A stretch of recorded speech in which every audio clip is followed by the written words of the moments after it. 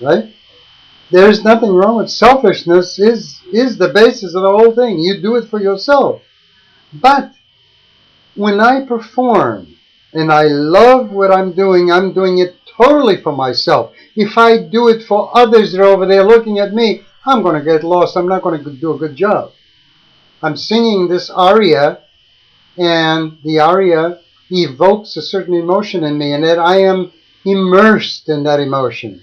And because it's so true, what I'm feeling, the others will automatically feel it with me because that's what I'm projecting. And as a result, I am sharing it with them. But even I am not intending to share. I'm simply doing it for myself. And they get it, they accept it. And then they they love it and they enjoy it. And when they let me know through applause or otherwise that they enjoy it, then I feel very, very good that I was able to communicate something that I was doing for myself. Right? So, what have you to say to that? Well, I just think that we're talking to the same exact thing. There's only two ways to look at it. If somebody's giving service because they want to look good, then they're not really coming out of a position of power or honesty. They're actually doing something that is not natural to them because they. That is the problem that service engenders. The minute you think to do service for others, you begin you begin to being who you are not in order to appear to be of service. But when you do everything to service of all life, where it actually is happening is you being yourself 100%. Because you cannot be of service to all life unless you are You can 100% only yourself. be of service to a life by being of service to yourself first. There is no other way. And that is exactly the way that I'm speaking from. I wouldn't say it otherwise. I mean, once you have discovered your purpose in life, your personal purpose, then you're coming out of honesty. And at that point, you're doing what you love.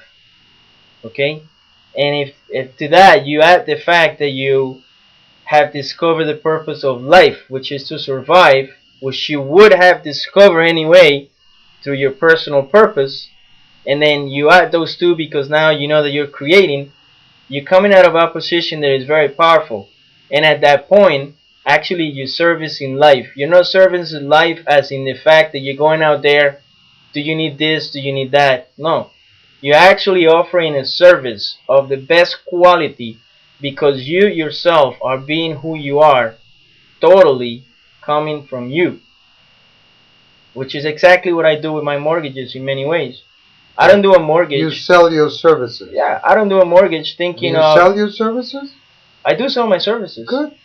Good. Doing mortgages is selling a Then you're not service. being of service, you're selling services because you need to survive too. Yeah, And in the process, you like your job so much but at the same that you time, share it with others. I do have a purpose every single time I do a transaction, and that is to make sure that my buyers know exactly what they're getting into, and know exactly that my buyers were accommodated in the best possible way, and know exactly that I am contributing to someone's dream, which is owning a home. Good. So I, That is your service. so I do everything there is in my power to forward the transaction and to make sure that everyone is treated in a fair fashion and that things work out in the best possible way. Good. And that's So what I there's do. a difference in the connotation between to be of service and giving a service.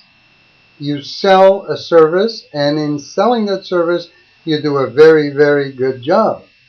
There is the other way of looking at service that's the religionists just love that. Well, you have to be of service. Do we get the difference here?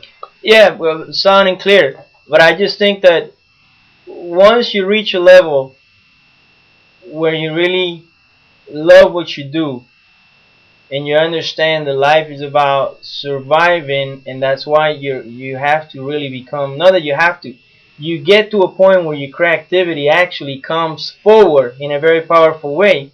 You being of service to life, and that is because any single time that you speak to another individual, any single time that you near a single individual, any single time that you arrive at a group, people notice you. People like talking to you. You enlighten and touch people in ways that they see things that they never saw before.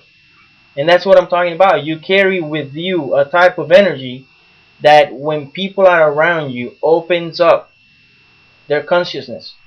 They see stuff that they didn't see before. And They that's talk to you. because they have a good personal purpose of life, which is aligned with the purpose of life itself, which is creativity and survival. Make things more survival than less survival. That's right. Now, what was the other thing? I think on going back to number one and discovering the actual purpose of life for in a personal way. I think the most important part is for people to start realizing that whatever they're thinking is bound to become reality if they persist in it. And often enough I find people that think something and then they think not what they don't speak what they're thinking. They say something else. And I think as long as people continue in that trend, it's going to be extremely difficult for them to be totally honest. I'm going to give you an example. Right. That's why the first step is honesty with self and reality. I'll give you an example. A couple of days ago, I had an interesting meeting. I was supposed to go to a meeting, a mortgage meeting, a commercial deal up in Fort Lauderdale, and I was to pick up a very important man. This is a man that he knows a lot of politicians. He's a mega multimillionaire, and at this point, I still have my old car, but I really wanted to make an impression on this man. So I rented a Cadillac, like $120 car per day, because I wanted to make sure that these men, that I pick up these men in the proper car and everything. And we went to the meeting. I put two people together for the meeting, him and another person. The meeting went extremely well, and then I had an opportunity to speak to this man for most of the afternoon. And when I spoke to him, I learned a lot because this was a very wise person and a very experienced person in the business world. Then I was asked by a friend of mine, what happens if this man or his wife would have asked you if that was your car? Would you tell them the truth? And I say, absolutely, 100%. And he says, what do you mean? Are you crazy? And I say, not at all. I would have just said that I rented that car because I admire him and I wanted to make sure that he was picked up in a car of his stature. And then I told my friend, when you speak with honesty or you intend 100% to speak with honesty, there's no way you can go wrong because you can only add to your confidence. And I told him, you have to have many options and you have to become adaptable to conversations, but always end up with the truth. And I think that is one of the most important elements to find your true personal purpose in life. Because then you start aligning your thoughts with your intention. And then when you speak, you come out strong. You project honesty. Very good.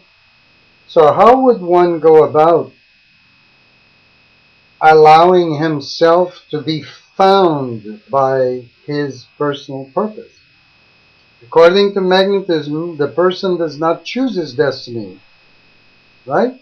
That is correct. He has power to either follow it or not follow it. It doesn't mean that if his destiny, for example, is to be a great architect, he can refuse it and decide to be a minister.